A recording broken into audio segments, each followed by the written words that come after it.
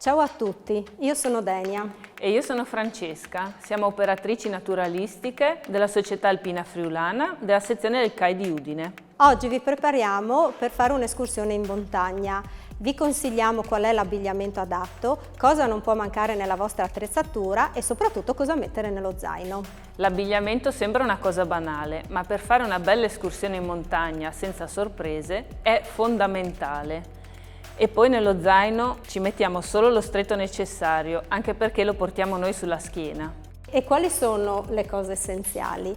Innanzitutto cominciamo col dire che la scarpa è fondamentale nell'abbigliamento da escursionismo. È importante avere uno scarponcino da trekking alto con una suola ben scolpita. Questo perché permette una stabilità anche sui terreni ghiaiosi, bagnati e fangosi.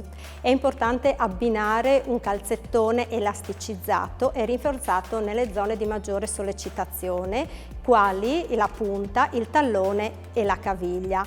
Il calzettone deve essere come una seconda pelle, questo è molto importante per evitare le vesciche e per evitare delle abrasioni da sfregamento. E poi l'abbigliamento deve essere comodo e traspirante. In commercio ci sono tessuti tecnici che hanno tutte queste caratteristiche. Utilizzeremo dei pantaloni lunghi che ci aiutano a proteggerci anche in caso di caduta o punture di zecche. Una maglietta a manica corta, una maglia più calda a manica lunga, una giacca antivento. L'abbigliamento insomma deve essere il cosiddetto abbigliamento a cipolla, tanti strati leggeri piuttosto che pochi e pesanti. E poi Denia, come dicono nei paesi del nord, non esiste il cattivo tempo, ma l'abbigliamento sbagliato. Prima di parlare dello zaino, non dimenticatevi i bastoncini che aiutano a distribuire bene il carico del corpo in salita e alleggeriscono il peso sulle ginocchia e sono molto importanti in discesa perché mantengono l'equilibrio. Vanno bene i telescopici perché possono essere piegati e riposti agevolmente nello zaino. A proposito di zaino, iniziamo a riempirlo questo zaino. Sicuramente ci mettiamo una felpa o un pile bello caldo. Una giacca antivento, utile anche in caso di pioggia o neve, una cuffia, un paio di guanti, anche perché il meteo può cambiare in fretta. Per la stessa ragione munitevi di protezione solare perché in montagna il rischio di scottature è molto elevato anche quando il cielo è coperto. Per questo è bene sempre che abbiate con voi una crema solare, un paio di occhiali da sole possibilmente polarizzati e un cappellino.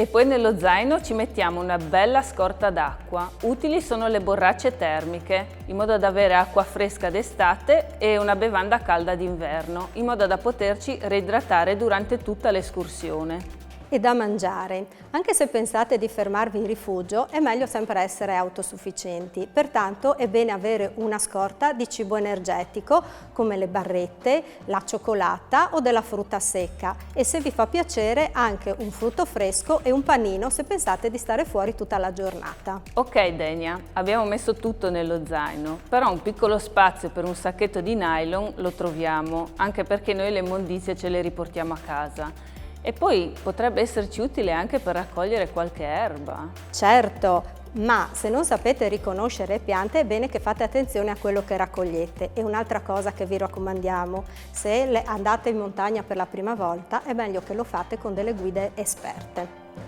Ok, adesso abbiamo tutto, possiamo partire. E quindi non ci resta che augurarvi buona escursione e buone montagne a tutti.